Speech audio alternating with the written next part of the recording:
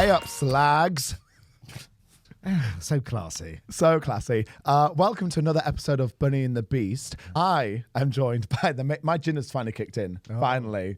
Took about time. I'm joined by the Queen Mother of Mess, Bunny Galore herself. Hello, darlings. Bunny Galore here. I'm here again doing my national service with the Beast. You know, it's either this or prison, really. So Community service. Yeah. It really How many hours you got left? Another 62. That's about another 62 episodes, I think. So there we go. Oh, I thought you were going to say 69. It's been a while, darling. Yes, but yes. That'd be nicer. And we are also joined by Irish Samantha Jones, Adam Hannigan herself, for part 2. They won't let me leave.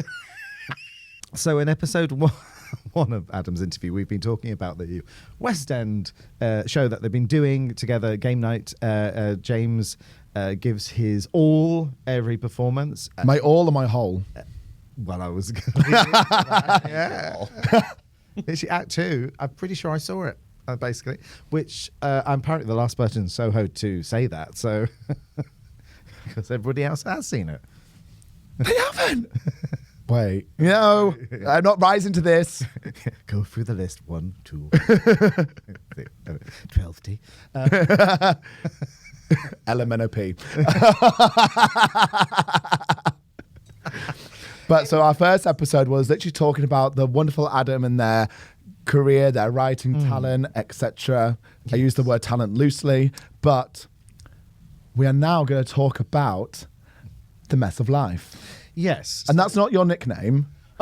It could be. It could be. But the premise of Bunny and the Beast has sort of it's kind of morphed into embracing the mess of life. Yes, it has, hasn't it? Yeah. So we talk about our own stories, our horror stories, and just try and play them off with humor and comedy and embracing them and realizing they're kind of like part of who we are because they happened. Yes. Mm-hmm. I think we, much as we're all control freaks artistically and in our careers, but most of our lives are out of our hands, aren't they? Even work-wise, it's the stuff that's out of your hands that is the chaos factor, and we see. And so it's just you just have to roll with it, I think. So we've done various episodes on different subjects. It'll be fun to talk about some things. Shall we do embarrassing stories? Yeah. Do you have an embarrassing story? Just a general story off the top of your head? Oh, God. Well, perhaps while you think about it, I've just on the way here, I remembered another one. I'm absolutely mortified about this. The time you went to Surbiton by accident? Anything to get out of doing this podcast. Oh no, I've got a flight to Tel Aviv. What am I like? No, I just remember I was doing a cameo in a horror movie about a year ago, and it was probably late 2020. It came out at Fright Fest last year, so it was late 2021. I've driven to location. I've arrived in the dressing room, and I'm with the dressing room with this guy. The weird bit was the cameo was appearing as a reality TV contestant in a singing live competition, weirdly foreshadowing what was about to happen about a year later. At that point, in fact, weirdly, originally they wanted me to play the Simon Cowell role as one of the judges and Bunny as kind of one of the contestants, and that I think they got rid of the judges in the end. So I arrived, and they had a host character still, who I didn't know. This guy, I don't know who he was. I'm in the dressing room with someone the first time. You know, I think he'd come back into the dressing room just so I was kind of in full galore by that point. And how lovely to meet you, darling. What's your name? I said, well, Bunny Galore. And he said, oh, is it based on Pussy Galore? I went, yeah, that's right, from Goldfinger, that's right. And did a chat. And he suddenly started going like, oh, so Miss Galore, do you like little boys? Mid eyelash, I'm like, what the fuck did you just say to me? And I went nuts. I went absolutely, how dare you? Rah, rah, rah. And turns out he was doing a Sean Connery impression. That's the lines that Sean Connery says to Connor Blackman as Pussy Galore in Goldfinger. But in my defense, your reaction was that's what my reaction was. But you know when you've gone too far and you can't back down? Yeah. And I'm mortified. Thank God we didn't have any scenes together. And I didn't go to the premiere on purpose because I was like, no, I can't face What him. was the film? It's called Power Tool Cheerleaders versus the Boy Band of the Screeching Dead. Sounds amazing. Yeah, it's Charlie Bond, lovely horror movie actress, it's her first producing job, and she'd written it as well. So I'd always said, I'll do something for you. And I get asked to do a lot of those things.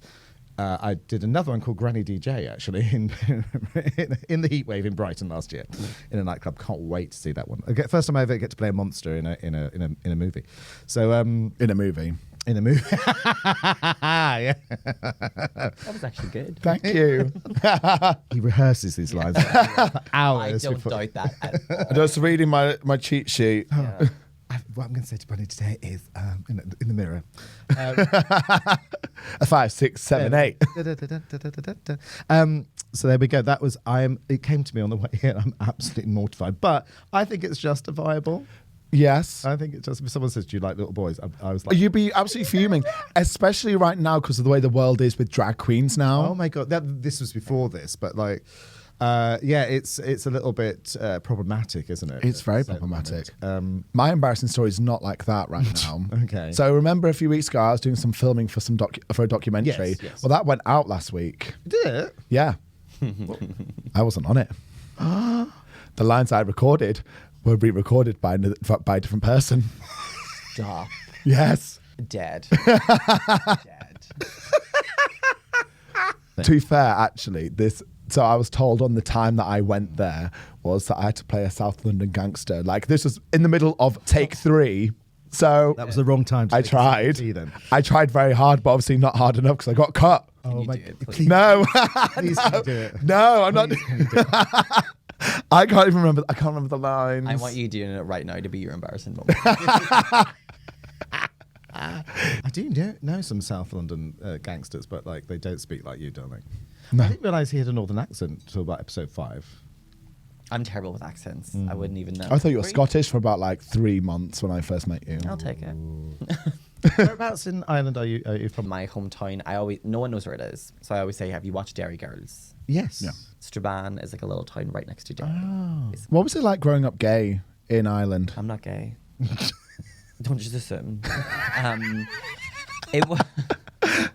What was it like growing up as a lesbian in Ireland? That's better, thank you. Yeah, no, it was not the easiest in the 90s. I was surrounded by a lot of like really supportive people, so that's good. Good. And thankfully, my family are really easygoing. Like we're all still quite religious, but we're still like that's How do you describe your mum? a whore. No, I would describe my mom like Monica Geller, basically. Oh, I thought you described her as Regina George's mum. No, I was about to say Monica Geller, but with a mixture of Regina George. From me. Regina George's mum, sorry, yeah. in Mean Girls, yeah. Girls, yeah. That's right. Yeah. So She's quite very- being cool, mum. You mean? Yeah, I'm not a regular mum. I'm a cool mum. Thinks she's a cool mom, Yeah. yes. But we've got like people are always surprised by our relationship. Like even me just calling her a whore there now, she loves that. Is she quite young? Yeah, she's quite like young, mum? 50, I think. Yeah, she's That's the like, right answer, darling. Yeah. Well done. She's ancient. yeah, no, she's really young. But yeah, she like we talk as if like we're just friends. Yeah, there we go. Yeah. Cute. So like, for example, she knows some of my friends, just like, oh, the syphilis one. That's how she describes my friend. But I thought you and a I'll group. not name his name, but But I thought you and 2 other friends all got syphilis at the same time and called yourself the Syphilis Sisters. right. That's what I was told. No, we all had syphilis and we became, but not at the same time. Oh. Just in the same year. I thought it was like the power of 3 will set you free. It was kind of like that, but yeah. It was fun. You can make fun of the mess. Literally. There we go. So- yes. In your 30 years of life, any embarrassing story that comes to mind? You know, the only one that just came to mind there now, and this has happened to me twice, and I think that's what's more embarrassing, is that there was a time I was doing a show and my granny was coming to collect me, but it was a really busy day, so she was like, I'm just going to pull the car up, hop in, okay, cool. I saw her car coming, it was rushed, the streets were busy, I hopped in, and I was like, go, go, go. It was a random old woman, it wasn't my grandmother. And she looked like she was about to get mugged and like murdered, and she was teary-eyed, and she was like, and I was like, I'm so sorry. But this happened twice in like the space of like 3 months with my grandmother again. Same I old just jumped woman. in the car, threw my bag, was like, go, go, go. And this tiny little old woman, like terrified. Well, that is a great embarrassing story. Thank you. And in other episodes, we've covered other things. I think everyone seems to be responding quite a lot to embarrassing sex stories, I have to say. Oh, I've not seen much of the reaction Yeah, to them. it's- Our dating stories one did very well. Oh, yes, and because- dating. Yeah, talking about other people's dating problems is So- was good because ours are pretty terrible, I think. When I had the date with the child psychologist, I thought you were going to stop after the first word there. Adam was, oh, did you find that funny, do you? Find it funny? Great. love that my misery causes so much joy and humour. I was a child therapist once though as well. I'm glad you said therapist. Yeah. But when I went on the date with the child psychotherapist, Adam was literally on the other end of the phone of all the messages that he was sending to me. Oh gosh. Do you remember that? No, what's this? Yes. When Oh wait, when the guy said that he couldn't date you. yeah. That was really funny. I know. I can see the confusion because obviously this happens quite often. Do you mean the guy said he hit your Instagram and stuff? Yeah. It was really funny.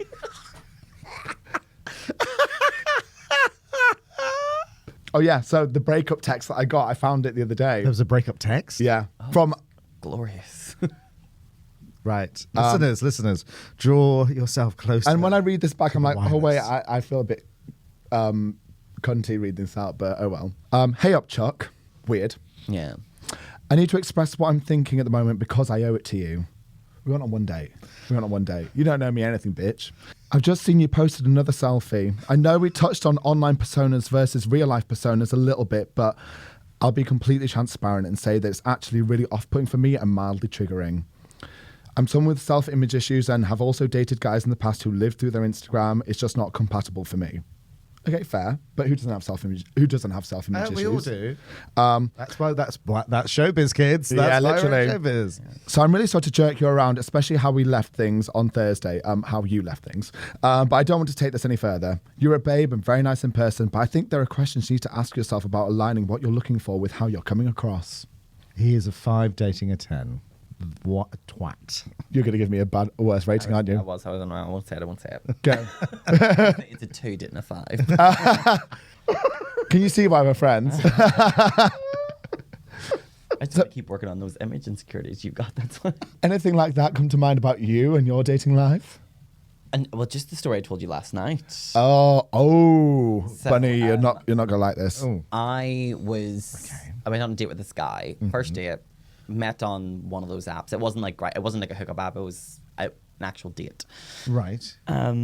He came around to my house, bottle of wine, watch a movie. We're both poor, so. So that's 0 to 60 quite quickly. Just We're just He moved in. bored. Yeah, did. but true lesbian. All right, Sue Perkins. Was it Mel? it was tough. No, but yeah, no. So the date was fine, but don't get me wrong. Even on the date, I was like, I don't think we're compatible. Okay. But I was still like, why not have a good night? You can make a friend out of it. Sure, There's no reason to sure. make this an uncomfortable experience. So the date was coming to a close. I walked him at the door, and he just randomly turned to me and he was like, "Oh, it was really nice meeting you, but I don't really date fat guys. So probably just like leave it here." And he just walked off, and I was just stood at the front door, being like, "Oh my god!" But like, You're not fat. this is also the heaviest I've ever been. Yeah, but, So I was much thinner then as well, and I was like, "Wow." But yeah, Well, he sounds like a prince. what a lovely man. Why say that? Just say, I'm not feeling much of a spark. Well, yeah, because as I said, I wasn't feeling a spark, so I was going to just like politely, if we were chatting afterwards, be like, "Oh, it was really nice to meet you. I don't think we're compatible that way. If you want to go to drink as a friend, then that's fine." So just, do my face as well. Sometimes people prefer to be honest in person. I'd prefer it over text. Well, he sounds charming. That is insanity. And why wouldn't you? Why? I guess you swapped photographs. So why would you suddenly? Yeah, I mean, I would have had a profile up with like 4 or 5 pictures. It was like Tinder or one of those, one of those apps. But, All the time, like of Chappie and stuff like that. it might have been. Oh, It was one of Chappie, those. yes, yeah. do you remember that? That's where I met my ex-boyfriend on. Yeah, yeah. How's that going? Really well. He's got a new boyfriend. So that's a great dating story of in the sense that the monsters out there and we need to avoid them, which is why now I've stopped dating completely, and the ring of salt around me is keeping out any idiots like that. And the Twinks of Soho have praised you, and they've thanked you for that. They are safe to slay another day.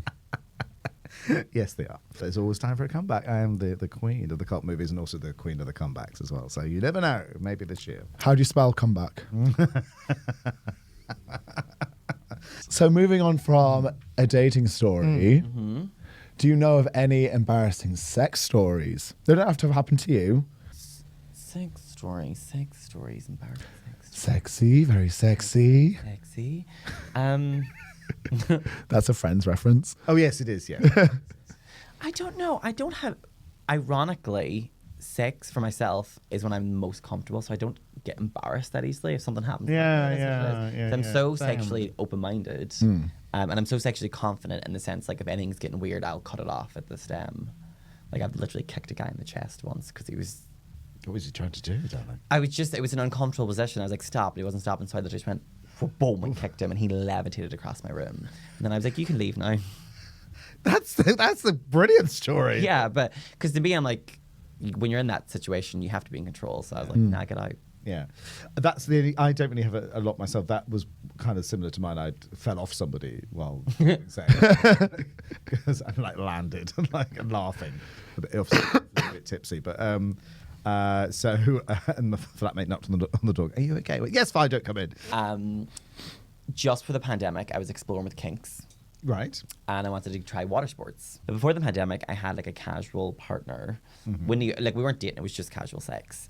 And then as the pandemic was coming to an end, this guy messaged me on Grindr and he was like, oh, well, I'm into water sports if you want to try. And I was like, you look really familiar. And then basically I went to his house and I was like, oh my God, this is the same house as my casual partner's house. Apparently they were housemates. They weren't together. But basically he was like, oh, you can never let the housemate know because he's really weird about us sharing people. And I was like, okay, fair. But I was like, I'm single thing. I have nothing to do with anyone. So we're upstairs trying to do water sports. It's not working and that's embarrassing. I'm just sat there going, okay. And nothing's happening with the guy. Next thing the housemate comes in. He comes home, but the housemate, so we were... Whereabouts in the house were you? In the bathroom? No, I was in his bedroom. Right. Because he had like an ensuite and stuff, but... I was going to say, why are you doing water sports in the bedroom? Don't judge me, James. So we were at the end of the pandemic, but still maybe not doing water sports time. I'll say that. And the housemate, who was the casual partner, was an NHS nurse. So he came home, but the thing is, we had started kissing downstairs and stripped naked downstairs. So he came home and saw my clothes on the floor, and he was like, he shouted at his housemate, I can't remember what the guy was called, and he's like, "What's happening?" So I have to hide in the corner of the house, slightly drenched in pee, naked, while they're downstairs having a fight, and I have to sneak down the stairs. Their kitchen and like living room is like an open space. So he's managed to get the housemate to have his back to me while I'm slowly getting dressed in the background and just trying to sneak out the door. I didn't get caught though. I'm very impressed. Oh my God. And then I was like, I'm just going to block both of these people. It's probably the best. Oh, yeah, they my word. Oh no, I've not got any embarrassing sex stories. Wowzers. Once they start rolling, I remember them all. That would be literally like, remembering them as that's something like Desperate Housewives. Yeah. That is full on Desperate Housewives. Yeah. I have to say, I kind of had a fun buddy for a while that was, we're still friends, but we don't do funsies anymore. But he was, because he kind of liked that kink world. And I was like, well, okay. But I find anything like that is a little bit like doing homework. I'm like, I dress up like a lunatic on stage and on screen. I don't want to do a lot of work. Organised fun. Yeah. See, I like organised fun. I'm very OCD as a person. Right. And it's actually a lot of the reason why sometimes I don't meet people on Grindr, because they're like, this is too much work. I'm like, I totally understand that. But I'm like, for me, I'm like, if I'm going to go out of my way and do something, I want it to be as good as it can be. So I like to organise it. At least you know your hard work. Oh, 100%. Oh, darling, I don't think any of us are easy work around this table right now. Some of us are easy, but not easy work. I wish it was easy. I need to try harder. I'm not even going to come back that. I'm not even going to try. So you do have you're as agile as a cat. Oh, basically. Hold on, wait. I'm going to be really dumb. What does agile mean? Agile, like springs into action really quickly. Like you can be as silent and as quiet. Yes, and I'm also very good in stressful situations. Are you? Like, I wish I was. I clock in and I'm like, right, what's the quick? I think it's because I watch so much horror films. Because I love, with horror, my favorite thing, my favorite are slashers. Right, okay. So and I love the whole like survival instinct. Yeah. And I find that really interesting. So it's like, how do you get out of a situation as safely as possible? So I think that clicks in moments like that when you're covered in pee in someone's cupboard. It's like, hey, how can I get away from the serial killer right now? Oh my goodness. I think I'm horrified. Great analogy. Absolutely great. I love that. Speaking to Adam, I am really vanilla. You're so vanilla. So okay. vanilla. Shut up. Well, to be fair, I was I was talking about a couple of weeks ago. I was like, oh yeah, when I had my hoe phase last year, and you were like, darling, that was not. You want a hoe phase? I'll show you a hoe phase. Yeah, exactly. Oh, the 90s. But it is. I think I would have really loved being alive in the 80s and 90s. Yeah. Not the alive, but being old enough. Yeah, 80s were a little bit. So I came out in a. It's scary to say this out loud, but it will happen to you in 20, 30 years' time. But I came out in literally in the last couple of weeks of 1989 in the 80s. And my parents were pretty damn cool about it, I have to say, which I look back and go, how? Yeah. Because we're at the height of the AIDS crisis at this time. I'd been sleeping with guys since I was about 17, which at that point, the legal age was 21. Oh. So, you know, illegally, you weren't supposed to have sex under 21, which is insanity now. Not that I'm saying you should do it too young, obviously, but you know, teenagers. Why are you glaring at me? I don't know. I just felt it was an easy joke. I lost my virginity at 18. Did you? Yes. Yes, I was 17, nearly 18, I think. You were what, 11? No, I was going to say, in fairness, I started late. I lost my virginity at 17, and then I just made up for the last time. I was just going to do that gag. I was about to say the same thing. It's not even a gag, it's the truth. It's the truth. It's funny because it's true. Yeah, because when you look back at it, I don't know how you get through those years without. This is obviously 10 years before Queer as Folk even came out. And I think Queer as Folk, I was the age of those characters in the show. So when we saw that, we were very much finally on TV seeing stuff that was very truthful to what kind of happens. But yeah, I kind of never had sex early particularly. But if it, you know, that's just probably because no chance to at that point. So Different world. so you came out at 17. How did that go down with your parents? Well, surprisingly, they weren't that shocked. But I was quite lucky because my sister came out as gay before me. None of us were expecting it, and I was like, "Oh, let's see how this goes," and then I'll decide what I want to do. Did you always know you were gay? From a very young age, Same, yeah. Because again, I watched horror films at a very young age. Yeah, me too. Questionable parenting. So you're very exposed to sex because sex always goes hand in hand. Yeah, with I horror guess. films. Sexuality, isn't it? Yeah, so I was very aware of like what sex was and what it meant at a very young. So, and then very quickly I was like, I'm focusing on him more than her. Interesting. Funny. Was there any film or character in particular that you were like, oh, I'm gay? Do you know, I didn't even like them that much, but not film. But do you remember the band A1? Yes. No. Yeah. Ben Right. Okay. Curtains. Yeah. Sure. I don't know why, but Yeah. I was like, I'm in love with this man. Yeah. But Ben like, from A1. yeah, I mean, like, they're not that famous. No, I've never heard of them. Yeah, and I don't know any of their songs at this point. I just remember I being really couldn't tell you attracted at now, the time, but yeah. yes, I couldn't tell you now, but it was very much. But no, I used to always used to make this joke, like, I grew up obsessed with, like, Sarah Michelle Gellar. Oh, and I was like, oh, I love her. And then I was like, oh, no, wait, I just want to be her. Buffy fan. Mm-hmm. Yeah. Team Angel, Team Spike. I never cared about either of them. Team Riley. Watching it recently, Riley's probably the more attracted to, but I was always just obsessed on like just like the female empowerment and the fight of it. I never cared about the romance of it. Yeah. I'm Team Glory.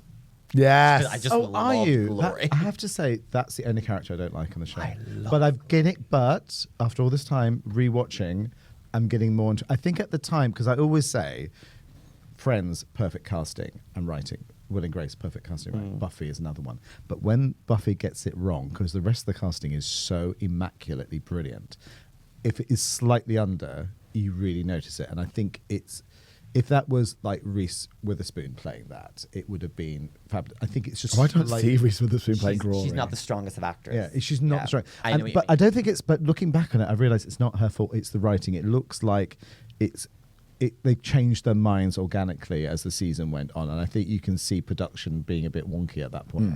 And I think her journey is a bit, because otherwise she's so all powerful. Why wouldn't she destroy them all in episode 1? Yeah. So it becomes literally a bit of a catch up. But in retrospect, I'm now going, oh, actually, I get it now. Fair. Yeah. So you are very influenced by pop culture and 90s TV shows, stuff like that. So we do a quick fire round thing on who would you cast yourself as? Ooh. So if you're in Friends, who would you cast yourself as? Monica. See Ooh, that. so yeah, I can see No, See didn't even think. Didn't even blink. We did Sex and the City last episode, so you've never cast yourself, but you've just been Samantha's been thrust upon you. Or Miranda. Yeah. Oh, Miranda, you are a Scorpio. I am a Scorpio as well, so we are kind of the sexy signs. So You are Dibs. And like the dominant character. Exactly. Yeah. What star sign are you? Capricorn. That's like the beige basic version of the star signs, isn't it? Yeah. Vanilla, some might say. You are arseholes. If you and Will and Grace, who would you be and why? Probably, I'd prefer to be Karen, but probably Jack. Because of just who I am as well. I think all gays like to think they're Karen, but no one is no, Karen. no. I don't know a single gay Karen. No. It's not even that I think I could be her. It's just I would love to play the role. I know. Yeah. Exactly. Owen always says he's Karen. I'm like, you're not. You're Beverly Leslie. Oh yeah, I'd probably have him too. Actually. He's the right height. He's the right height. Yeah, exactly. If you're going to be in Buffy, who would you be? Ooh, that's a good one. Ooh, Who would you be, Bunny? In Buffy, I wish I was Anya or Charisma Carpenter. I love her so much. Oh, you want to be Cordelia? Cordelia, yeah, I'd love to, but I'm not really. I'm probably. Oh gosh, I'm probably. I think I've got some lesbian power in me. I think I'm probably Willow. I was gonna say Faith. Oh. Ooh, yeah. Faith is I think I'd be Cordelia. anything but Cordelia. Go on then. Who would I be? Who would you be? Who was the one? Oh no. wait, here we she go. came into Angel, the spin-off as well. The Cordelia's friend. Who became a vampire? Who goes up with Spike. Oh, I can't. I know who you're talking about. I can't remember what she called. It's been a while. Harmony. Harmony. You'd be You are definitely Harmony and Buffy. It's actually a really good cast. Oh. It's not a compliment. No, it's not a compliment at all. I remember her from I love Buffy. her. She's brilliant. No, she's not. Yeah, she's awful. Yeah, exactly. If you were in Charmed, who would you be and why? Out of the sisters. Yeah, obviously. It has to be the sisters. No one cares about the other ones. Yeah, I couldn't even name you. I probably have more of a Phoebe vibe. Gets a hot boyfriend, turns evil. Not even that. I just think she's like the most independent out of all of them. I think this is actually a niche show. We all know what it is. I'm not sure if many listeners will, but Cougar Town. Oh, Cougar Town. Who would you be? Her next door neighbor best friend. Oh, yes, you are the Father. Ellie. Yeah, Ellie. The horrible one. I haven't watched that in years. I love that I've show. just started rewatching because you reminded It's me so of it, which I good. love. I think because it was in that era when before streaming, so it was hard to watch. Yeah. I had to buy season one, and you know, it's that era, isn't it? I think it was the best thing Courtney Cox did since Friends. I love the comeback, and I love Cougar Town. I love Yeah. the running joke where it's like, imaginary opera. Imaginary opera. What are we doing? I think I'd Wine just gets bigger each season. literally. It's like promoting just casual alcoholism. Yes, to be honest. I think I think Courtney Cox has a lot to answer for my state of life right now. And my dad. Homeless living on a boat. You mean? Yes. I think I'd be the blonde assistant. Yes, you would. Oh, you beat me to it. I'd be Busy Phillips. She's great in it as well. You'd be Barb, Oh yes, the proper Cougar Town. I love Is that. she like actress. their arch nemesis? Yeah, she's like, Yes. I'll see you in 3 days, ladies, when I emerge from my chrysalis. life goals, that character, because obviously after the pilot, the title of Cougar Town kind of was redundant. lost pilot, So they had her come in as the Cougar. She turns up in Gilmore Girls, the revival. Who would you be in Desperate Housewives? This changes. I used to say it was Brie, but I think less so now. Now I kind of say maybe I'm Renee. Oh, Vanessa Williams. Vanessa I'm not as Williams, glamorous, yes. but her attitude. Yes, her attitude. to Yes, life very and much. the way she treats her friends. yes, yes. Oh, that party that she has, like just after a funeral, isn't it? Like that. Who would you be, Bunny? I would love to be Brie. I'd love to be Brie. I think going from uptight to kind of whore by season 5 is quite a good description. And drunkard. And I think I'm Brie in certain seasons. yes, I'm thinking Brie being stuck in the gate when she's trying to get out of the shopping mall. That one. I think I'm that. I think Brie passed out on the lawn. Yeah, but yeah, exactly. That's how I spent my 29th birthday. But I think a lot of gays like to be Brie, but I would never think I would be Brie. I can't be Brie because I'm far too messy and You're far a too mixture clumsy. of like Susan and Gabby. You're definitely Susan, as in disliked by the rest of the cast. There we go. I can actually guarantee that from Game of And so to finish up, so we're going to do 2 more games. Can I ask a question really quickly? Yeah. Who would you be in Scream? In Scream. Oh. In Scream. I've just reviewed it actually for Horror Motel. Adam, for his 30th birthday, did a Scream-themed birthday. Ooh. And how Adam said he's a control freak. Yeah. No one was allowed to come with the character they chose. Oh, I assigned everyone a character. Probably was, so you don't get double characters. But yeah, but also I was like, I'm giving you what you said. So it's whether Right. So it wasn't about what you wanted to be; it's about what I think you are. So I think in the Scream universe, and particularly the first one, I'm probably Gail Weathers. Yeah. I thought because, and I'm not talking about age here particularly, but it's kind of that. I wish I was that ambitious in real life. I'm not that ambitious in real life, but I'm kind of. But I think I have elements of that when it comes to yeah, media and stuff like that. So I guess I'm kind of a bit like Like, obviously, I love Sydney and Nev Campbell, but to me, it's always Courtney Cox. Who was it you cast me as? Sydney's boyfriend, who is naked and tied up in Scream 2. Fitting. I would have said Drew Barrymore's boyfriend that gets killed in the first few seconds.